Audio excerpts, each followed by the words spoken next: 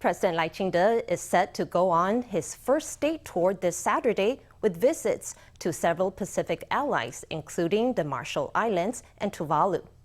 According to a Reuters report, China is planning to hold military exercises near Taiwan during or shortly after the visit. The report quotes national security officials that Lai's state visit is actually just a pretext for Beijing to test the Trump administration's bottom line. It's 5 a.m. Two F-16Vs take to the sky at Hualien Airport.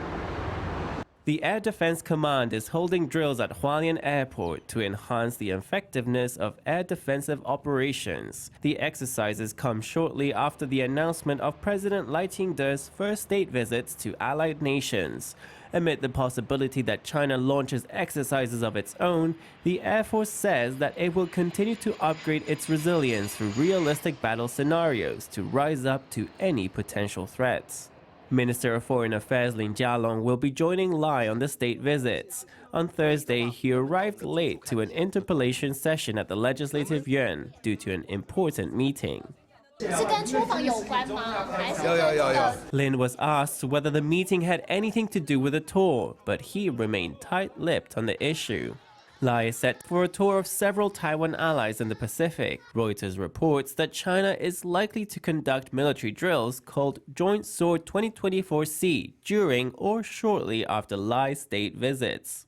In response, the presidential office has said that if China were to use Lai's trip as an excuse to launch military exercises, it would be a blatant provocation of the status quo of peace and stability in the region.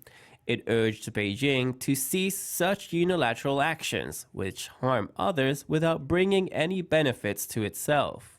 The Reuters report quotes a national security official who says Beijing hopes to use the drills to draw a red line and establish its power during the U.S. government transition.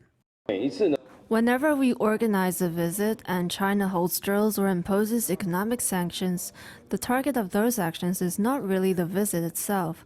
China's most important target is to test the Trump administration's red line now that the elections are passed. That's what China's hoping to do. But they need a motive to hold drills, so a state visit provides the perfect excuse.